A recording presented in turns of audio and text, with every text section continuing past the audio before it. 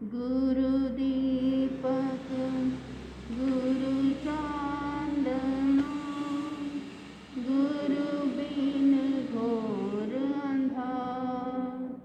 पलक न बिसरो तुम घणे, गुरु मुझ प्राण आधार।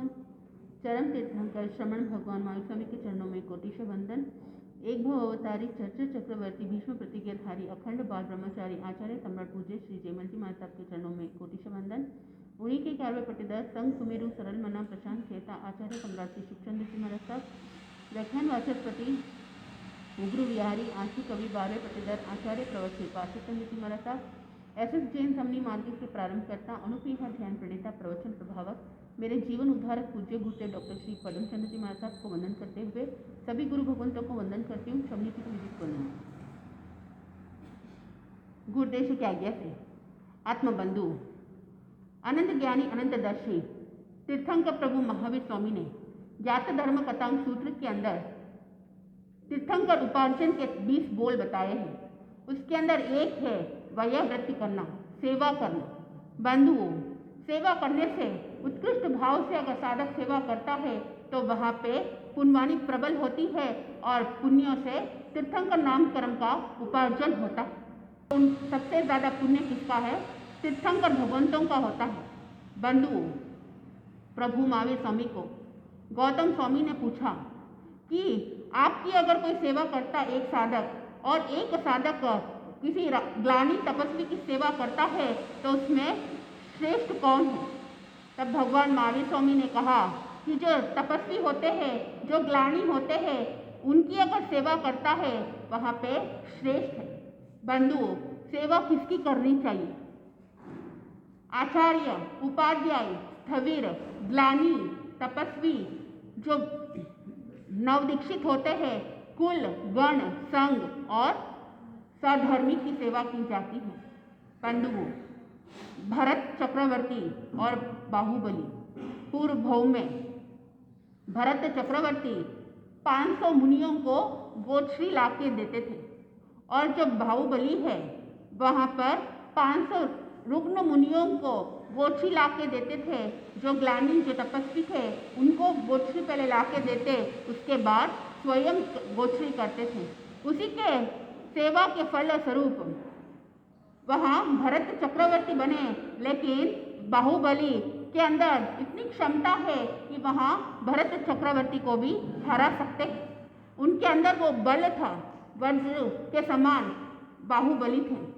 बंधुओं, आगम के अंदर वर्णन आता है मुनि जो बचपन से ही वहाँ पर कुरूप थे, उस कुरूप के कारण से कोई भी उनको पसंद नहीं करते थे।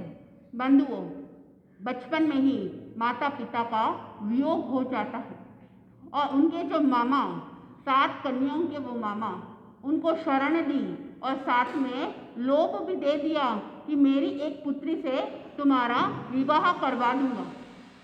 वहाँ पे नंदीसेन उनके मामा के घर में रहने लगा और मामा ने कहा कि जो भी छोटे मोटे काम होते हैं वो तुम करते रहना। वह नंदीसेन को घर में रहने दे दिया और जब 7 कन्या बंधुओं उसमें अपने पिताजी से जब बात करती हैं, उस समय कहा कि नंदीसेन से शादी करनी है, तब उस समय वह कन्या कहती है कि इस कुरूप के साथ शादी करने से अच्छा है कि वहाँ मृत्यु के समान है। बंधुओं, वहाँ 7 कन्या का वार्तालाप नंदीसेन सुन लेता है कि ये कितनी घृणा करती है मेरे से, ये मेरे से शादी नहीं करना चाहती है। और वहाँ पर नंदीसेन मामा को भी पता था कि ये कन्या शादी नहीं करना चाहती है, लेकिन उसको तो दास की तरह घर में रख दिया और वहाँ पे नौकर की तरह वहाँ साफ सफाई करना, यही काम वहाँ देता था। नंदीसेन ने देखा कि मुझे तो यहाँ पर रख दिया है किसी और के कारण से, वह कन्या मुझे शादी नहीं करना चाहती, वो तो मेरे से घृणा करती है। बंधुओं, मामा ने कहा कोई बात नहीं, दूसरी कन्या से तुम्हारी शादी करवा दूंगा।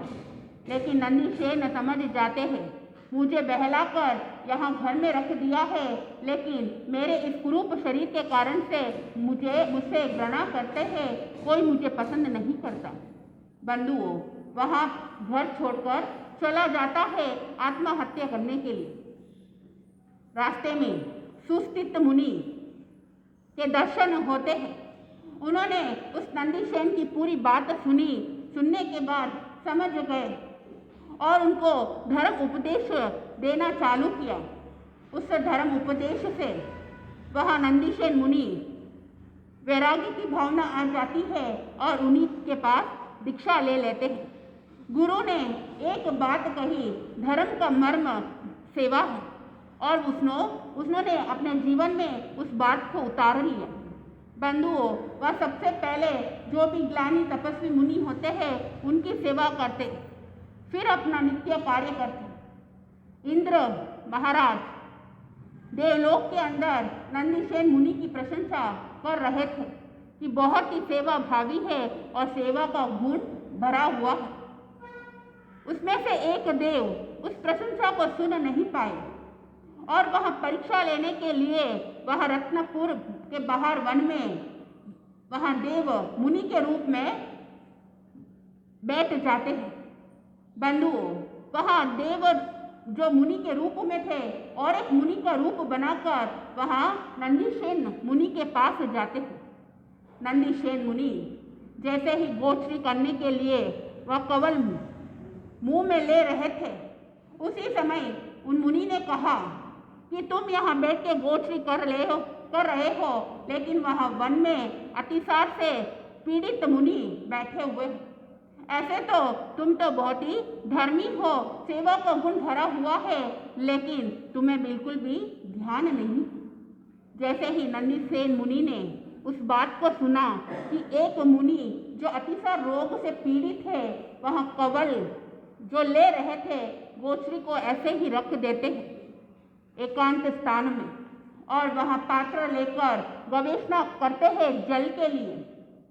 वहाँ देव के रूप में जो मुनि थे, बंधुओं, वहाँ देव ने अपनी शक्ति के द्वारा कार्य निष्फल करने की कोशिश की।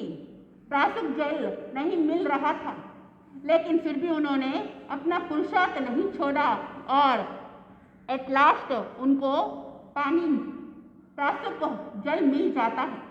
बंधुओं, वह प्रासुक जल लेकर नंदीसेन मुनि उन मुनि के पास जाते हैं और उनको सबसे पहले प्रासुक जल से थोड़ा सा पानी उनको पूरा शरीर को साफ किया। साफ करने के बाद जो और जल था उससे उनको पानी पिलाया। बंधुओं, वह नंदीसेन मुनि के मन में विचार आया कि ऐसे अतिसार रोग से पीड़ित है और मेरे आने में विलंब हो गया। नंदीसेन मुनि ने कहा कि चलो अब हम चलते हैं। तब वह मुनि कहते हैं कि तुमको दिखाई नहीं दे रहा है, मैं रोग से पीड़ित हूँ, मेरे में चलने की क्षमता नहीं है, फिर भी तुम क्या कह रहे हो, चलने की बात कह रहे हो। वह नंदीसेन मुनि कुछ कहते नहीं हैं और मन के अंदर भावना आती है कि इनकी रोग की वेदना में देख रहा हूँ, फिर भी चलने के लिए कह रहा हूँ। उन्होंने अपने कंधे के ऊपर मुनि को बिठाया और चलने लग गए। नंदीसेन मुनि को कहा, तुम इतनी तेज गति से चल रहे हो जिसके कारण से मुझे वेदना हो रही है, क्या तुम मुझे जानबूझ के कष्ट दे रहे हो? नंदीसेन मुनि कुछ नहीं कहते हैं, यही सोचते हैं कि मेरे तेज गति से चलने के कारण से मुनि को तकलीफ हो रही है, तो मुझे क्या करना है, धीमी गति से चलना है। बंधुओं, जैसे ही वो धीमी गति से चल रहे थे, तब वहाँ देवरूप मुनि ने फिर कठोर शब्द से कहा, इतनी धीमी गति से क्यों चल रहे हो? क्या स्थान पहुँचना है या नहीं पहुँचना है, या रात को यहीं पे गुजारना है? तब नंदीसेन मुनि के मन में विचार आया कि मैं धीमी गति से चल रहा हूँ, फिर भी उनको तकलीफ हो रही है, ऐसा क्या करूँ जिससे उनको तकलीफ नहीं हो? बंधुओं, उनके मन में सेवा का वो गुण था। चलते चलते देव रूप मुनि ने उनके शरीर के ऊपर विष्ठा कर दी। ऐसी दुर्गंध आ रही थी और वहाँ पे ऐसे कोई विष्टा करता है तो सामान्य व्यक्ति भी खड़ा नहीं हो सकता है। लेकिन नंदीसेन मुनि ने उस दुर्गंध को दुर्गंध नहीं समझकर वहाँ पे उत्कृष्ट भावना के साथ सेवा में लगे हुए थे। मुनि ने सोचा एकांत स्थान में रुक जाता हूँ, पहले उनको स्वच्छ कर देता हूँ। जैसे ही रुके तब देवरूप मुनि ने कहा, तुम यहाँ क्यों ठहर गए?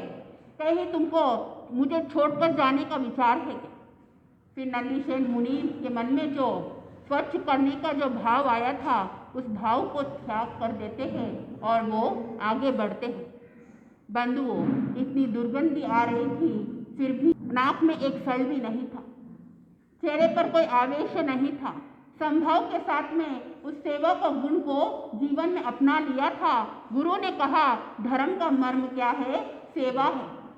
महादेव मुनि के रूप में जो थे उन्होंने देखा कि इनके अंदर कितनी सहनशीलता है, कितना सेवा का गुण है और वहाँ पे अपने देव रूप में आकर उनको वंदन नमस्कार करते हैं। बंधुओं, सेवा ऐसी होती है जो कोई स्वार्थ की भावना नहीं होती है, कोई फल की इच्छा नहीं होती है, वह निस्वार्थ भावना से सेवा की जाती है। सेवा करते हैं तो वापस फल की आकांक्षा नहीं करनी चाहिए कि मैं सेवा करूंगा तो मुझे फल मिले। बंधुओं, जब सेवा करते जाते हैं उस समय फल स्वतः ही मिल जाता है। जब समय आता है तब फल सहज में ही मिल जाता है। कुछ फल ऐसे होते हैं लगातार सेवा करते रहते हैं लेकिन वहाँ जब फल देता है बहुत ही मीठे होते हैं। कुछ फल ऐसे होते हैं कि सेवा तो लेता है लेकिन वह फल नहीं देता है। लेकिन बंधुओं, जीवन के अंदर फल मिले या नहीं मिले लेकिन अपने को सेवा करना कभी छोड़ना नहीं चाहिए। स्थानम सूत्र के अंदर 4 प्रकार के फल बताए गए हैं।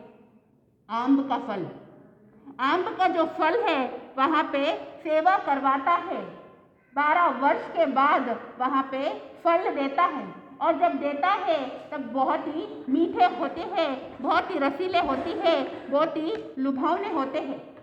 बंधुओं, जल के अंदर श्रेष्ठ जैसे गंगा जल बताया गया है वैसे ही सभी फलों का राजा कौन है? आम। जब वहाँ देता है तो खूब देता है। वैसे ही जो गुरु भगवंतों की सेवा करता है, महापुरुषों की सेवा करता है, उस समय वो प्रसन्न हो जाते हैं। उस समय बंधुओं, वो जब देते हैं, उनकी जब कृपा होती है, उनका जब आशीर्वाद होता है वह भरपूर मिलता है।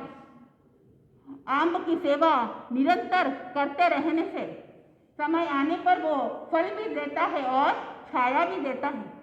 एक साल बाहर अच्छी भी हो सकती है और वहाँ पे एक साल फसल खराब भी हो सकती है, लेकिन निरंतर वहाँ पे धैर्य और सहनशीलता रखनी है। वह उदास नहीं होना कि फसल खराब हो गई है। ठीक उसी प्रकार जो गुरुजनों की आज्ञाओं में रहते हैं, उनके वचनों को अगर जीवन में उतार लेते हैं बंधुओं, वो प्रसन्न हो जाते हैं तो खूब आशीर्वाद देते हैं और अगर प्रसन्न नहीं होते हैं तो अल्हाना भी दे देते हैं। लेकिन मन के अंदर किंचित मात्र भी सेवा का जो गुण है उसको कम नहीं करना चाहिए, क्योंकि जो मेहनत से जो पुरुषार्थ करते हैं वहाँ पुरुषार्थ में कभी कमी नहीं आती है, वहाँ और ज़्यादा लाभ मिलता है।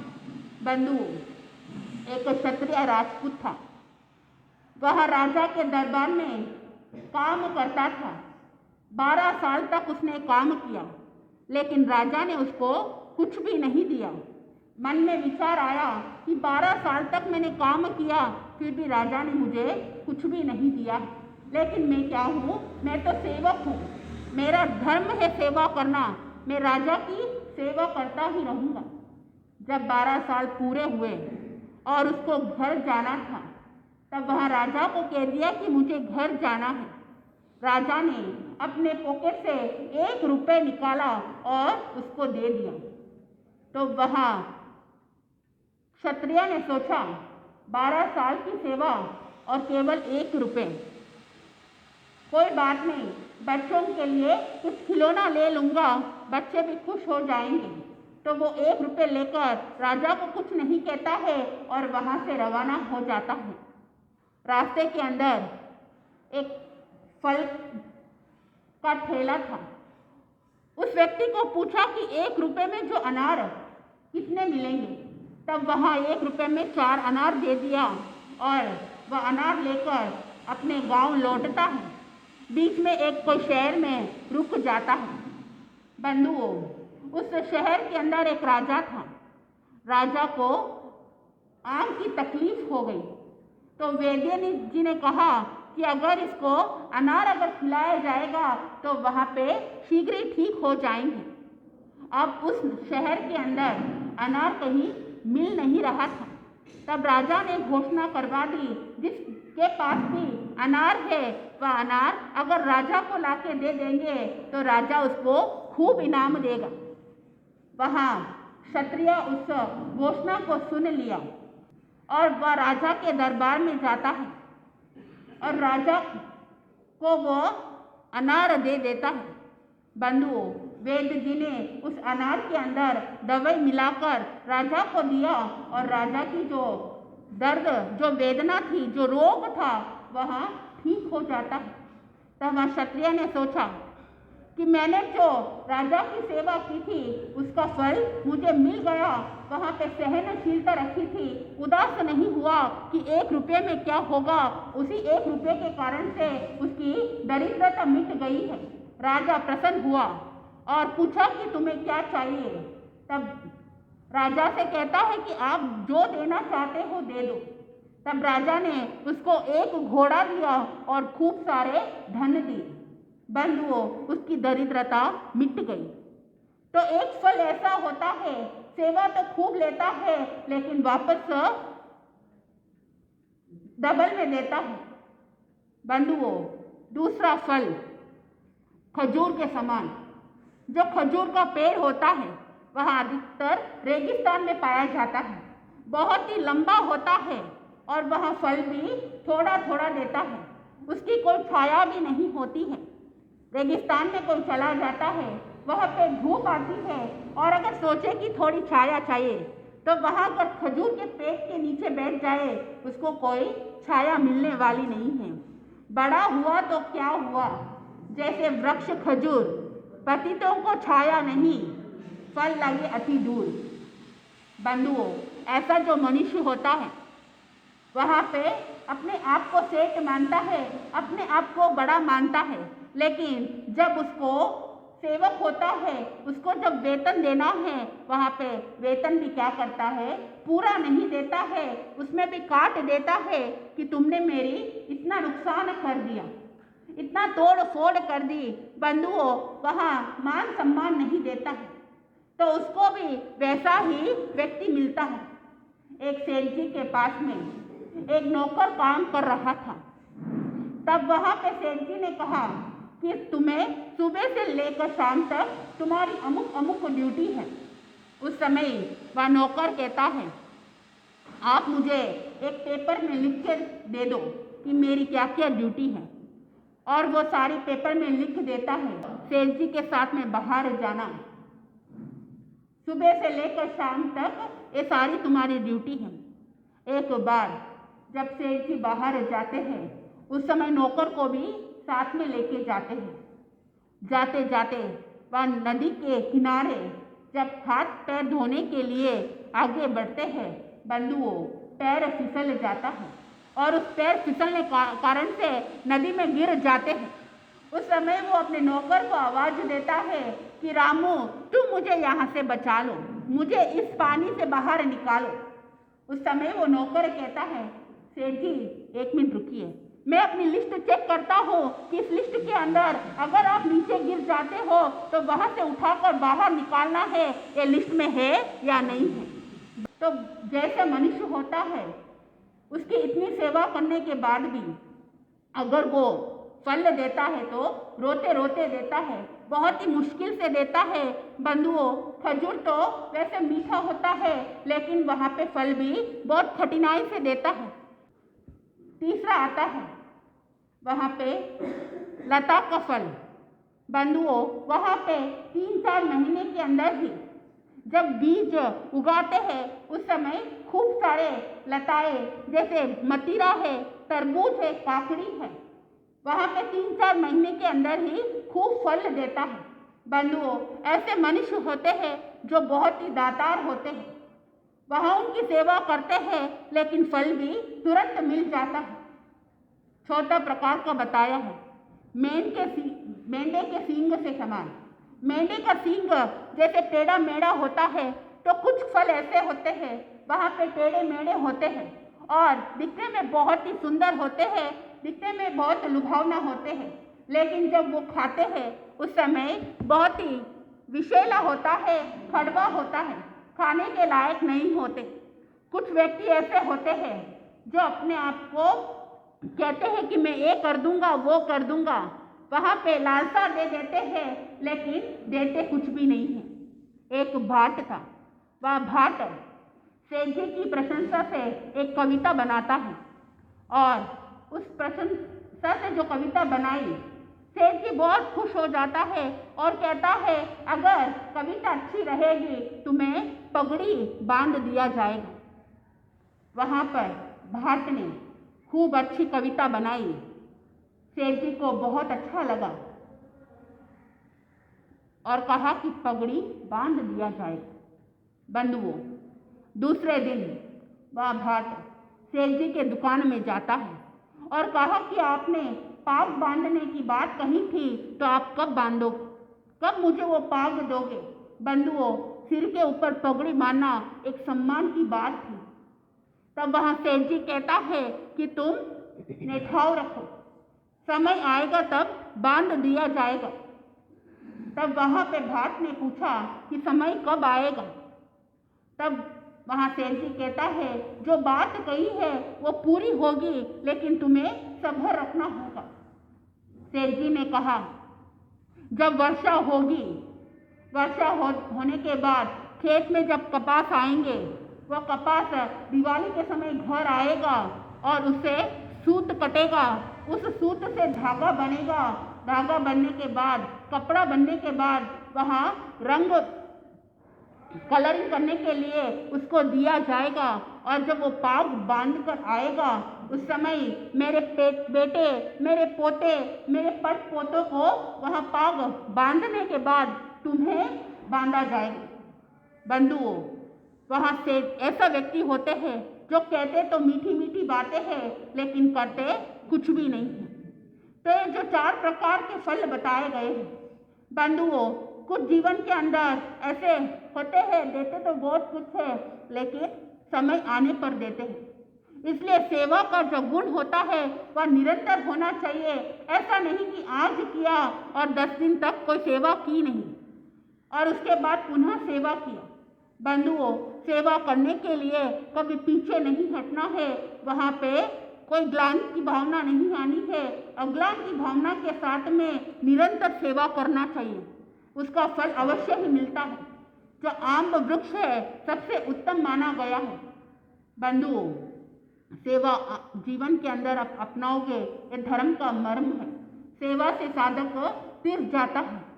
किसी को अगर ज्ञान नहीं चढ़ता है लेकिन अगर सेवा का गुण जीवन में है तो उससे भी वो तिर जाता है, उत्कृष्ट भावना से तीर्थंकर नाम कर्म का उपार्जन भी कर लेता है।